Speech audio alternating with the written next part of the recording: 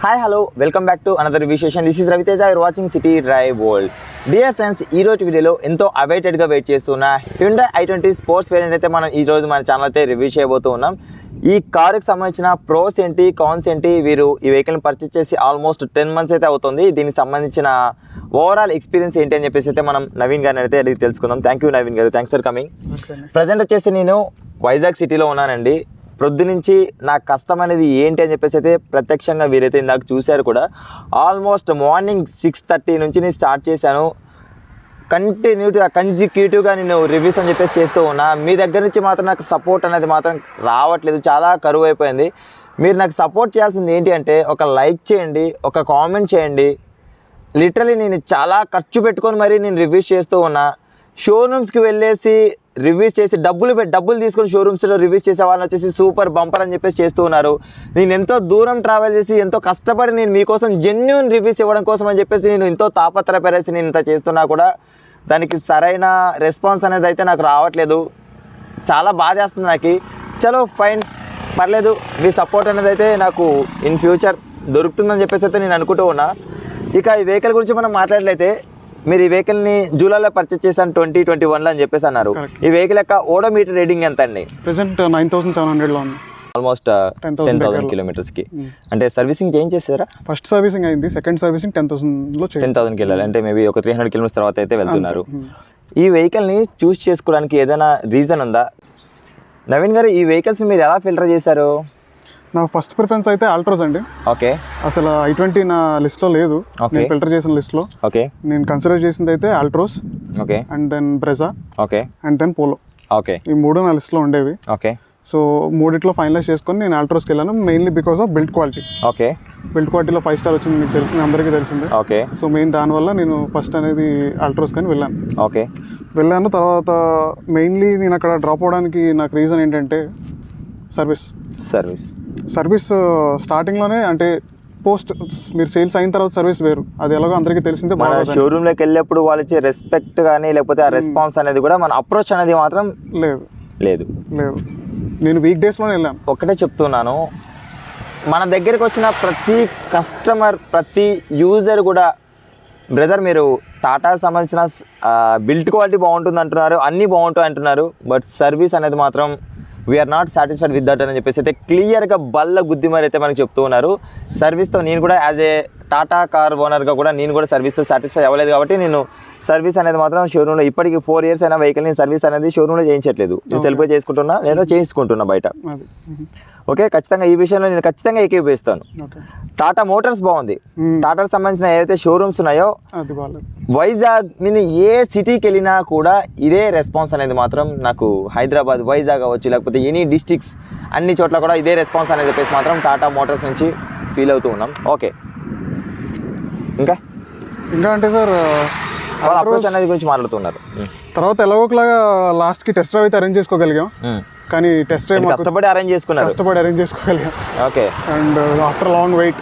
Okay. తర్వాత మాకు ఇచ్చిన ఆ టెస్ట్ డ్రైవ్ కూడా ఎక్కువ లేదు, మాక్సిమం 3 kilometers అంతే. అది ఇన్సైడ్ సిటీ. దాంట్లో ఒక వెహికల్ని టెస్ట్ చేయగలని నేనైతే అనుకోవట్లేదు. ఇప్పుడు ఈ కార్కి అయితే మీరు చూస్తారు, ఈ రోడ్లో నాకు ఇచ్చే టెస్ట్ డ్రైవ్. సో కంప్లీట్గా నేను అన్నీ చేసుకోగలిగాను. కానీ full traffic, heavy traffic Vizag సెంటర్లో 3 kilometers ఇచ్చారు. నాకు ఏమాత్రం సరిపోలేదు. అండ్ దాంట్లో ఫస్ట్ అబ్జర్వ్ చేసింది ఏంటంటే హైయర్ గేర్స్లో పికప్ బాగుంది, నేను ఓవర్టేక్ చేయడానికి నాకు అంత ఈజీగా ఉంది. అండ్ బిల్డ్ క్వాలిటీ చాలా 3rd, 4th, 5th గేర్లో చాలా బాగుంది, నేను ఈజీగా పికప్ అవుతుంది. కానీ ఫస్ట్ గేర్లో అంటే ఏదైతే మనం యూజువల్ బంపర్ టు బంపర్ ట్రాఫిక్లో వాడతామో చిన్న ల్యాగ్ ఉంది. 1.5 seconds అనేది ఖచ్చితంగా ఫీల్ అవుతాం పక్కాగా. అండ్ మెయిన్లీ నేను కొంచెం స్లో డ్రైవర్ అవడం వల్ల నాకు అది బాగా ఎఫెక్ట్ అవుతుంది అనిపించింది. సో ఆ రీజన్ వల్ల నేను ఆల్ట్రోస్కి వెళ్ళలేదు. అండ్ ఆ ఆల్ట్రోస్కి వెతికే టైంలో నాకు హుండై ఎటు నుంచి నా నెంబర్ సంపాదించారో తెలియదు, కానీ సంపాదించి నన్ను రిక్వెస్ట్ చేశారు, కనీసం ఒకసారి వచ్చి చూడండి అని. సో ఇక్కడ దగ్గరలోనే మనకి షోరూమ్ ఉండటం వల్ల నేను వైజాగ్ నుంచి భీమిలి వచ్చే టైంలో నాకు ఆన్ ద వే కాబట్టి నేను చూసుకొని వెళ్దాం అనుకున్నా. నేను మా ఫాదర్ వెళ్ళాం. ఆయన చూడంగానే ఈ కలర్కి దీనికి ఇంప్రెస్ అయిపోయారు బాగా.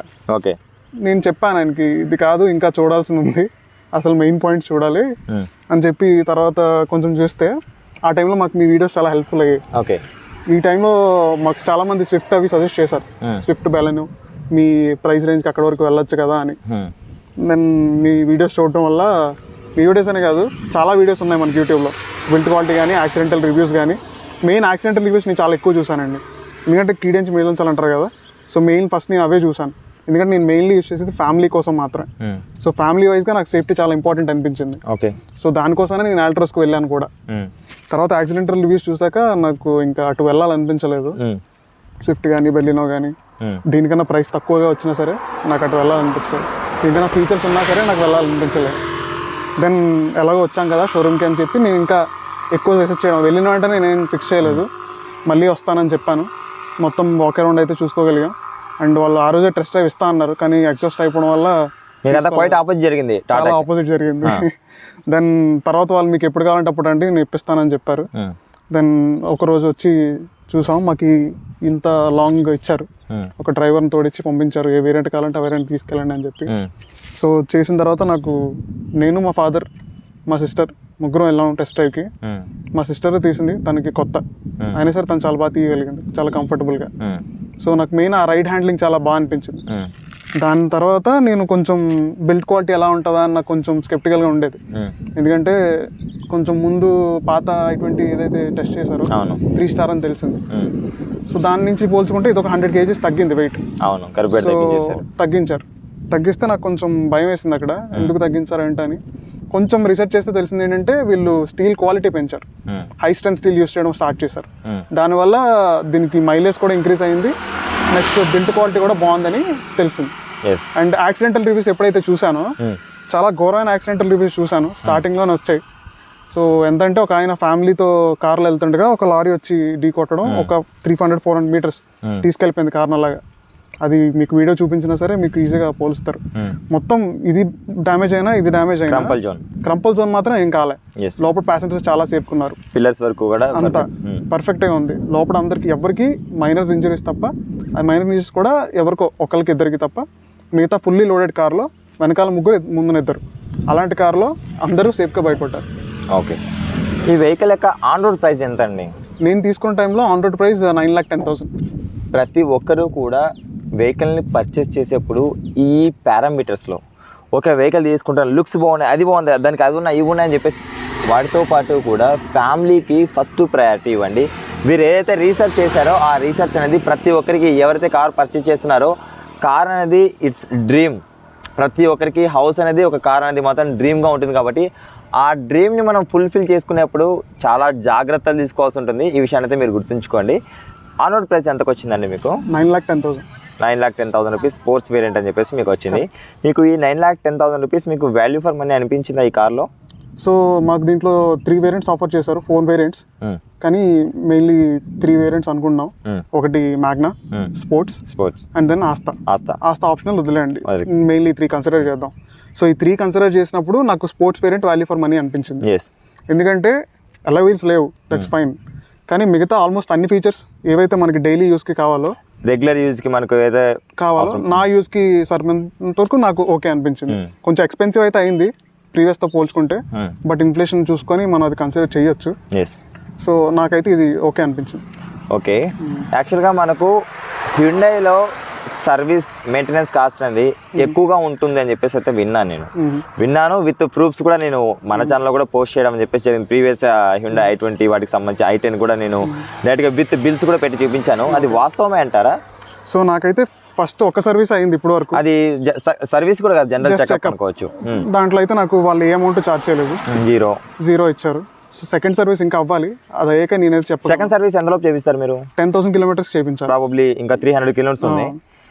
మేబీ వీడియో పోస్ట్ అయ్యేలో కూడా 1 వీక్ అప్రాక్సిమేట్లీ పడుతుంది. ఇన్ ద మీన్ వెల్ మీరు చేయించినట్లయితే ఒకసారి నాకు బిల్ పంపించగలుగుతారా? షూర్, పక్కాగా. రైట్ ఫ్రెండ్స్, దీనికి సంబంధించిన మెయింటెనెన్స్ ఛార్జెస్ ఎంత వస్తుంది ఏంటని చెప్పేసి కూడా ఈ వీడియో నేను కొంచెం డిలే చేయడానికి అయితే ట్రై చేస్తాను. ఎందుకంటే దీనికి సంబంధించిన మెయింటెనెన్స్ ఛార్జెస్ ఎంత వస్తాయి ఏంటని చెప్పేసి చాలా మందికి అయితే తెలుసుకోవాలన్న ఒక ఎంతూజియాజం ఉంది. ఎందుకంటే మనకి ఇక్కడ కావాల్సింది ఏంటంటే మీరు ఏదైతే రీసెర్చ్ చేశారో అది జెన్యూన్ రీసెర్చ్. మనం ఇచ్చే ఇప్పుడు ఇన్ఫర్మేషన్ కూడా జెన్యూన్గా ఉండాలి. కాబట్టి దానికి సంబంధించిన ఒక క్లారిటీ అయితే మీకు ఇచ్చే ప్రయత్నం చెప్పేసి చేస్తాను. సిటీ కండిషన్స్లో ఈ వెహికల్ మనకు మైలేజ్ 11-12 వస్తుంది అని చెప్పేసి విన్నాను. Is it true? కరెక్ట్ అండి, 11-12 అయితే వస్తుంది. అది depends, bumper to bumper traffic అయితే 11-12 వస్తుంది. పర్లేదు, మనకు కొంచెం third gear 4th gear stretch చేయొచ్చు అంటే పర్లేదు, ఒక 14-15 వరకు వస్తుంది. 14-15 వరకు ఎక్స్పెక్ట్ చేయొచ్చు. దెన్ వాట్ అబౌట్ హైవేలో నాకు 18? I'm very much satisfied. ఇప్పుడు నేను అక్కడి నుంచి ఇక్కడికి వచ్చాను కదా, 18.5 ఉంది. ఎస్. సో అది కూడా నేను టెస్ట్ చేశాను, ఎందుకంటే డిజిటల్ మీటర్ కొంతమంది అక్యురేట్గా లేవంటున్నారు, కానీ నేను కంప్లీట్గా టెస్ట్ చేశాను. దీంట్లో అయితే డిజిటల్ మీటర్ చాలా అక్యురేట్గా ఉంది, 95% అక్యురేట్గా ఉంది.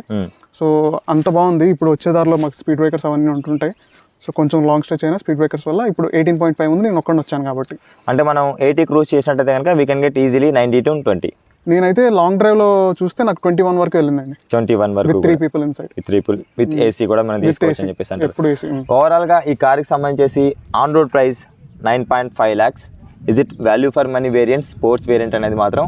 అండ్ దీంతో పాటు కూడా ఈ వెహికల్ యొక్క బిల్ట్ క్వాలిటీ అనేది నేను మన ఛానల్లో రీసెంట్గా వచ్చిన i20 నేను క్రాష్ టెస్ట్ దానికి సంబంధించిన రివ్యూస్ పోస్ట్ చేయలేదు కాబట్టి నేను వేరే వాళ్ళతో కంపేర్ చేసుకుని అయితే నేను తీసుకురాలేను. ఏదైతే నేను ఫీల్ అయ్యానో అది దానికి సంబంధించి మాత్రం నేను షేర్ చేయగలుగుతాను. దాని గురించి అయితే నేను ఎటువంటి మాట్లాడను, ఎందుకంటే మీరు ఏదైతే రీసెర్చ్ చేశారో మీ ఎక్స్పీరియన్స్ మీరు షేర్ చేస్తారు. నా ఎక్స్పీరియన్స్ నేను షేర్ చేయాలంటే ఏం చేయాలి, నేను చూడాలి, నేను ఫీల్ అవ్వాలి. అది ఫీల్ అవ్వకుండా మాత్రం నేను షేర్ చేయను.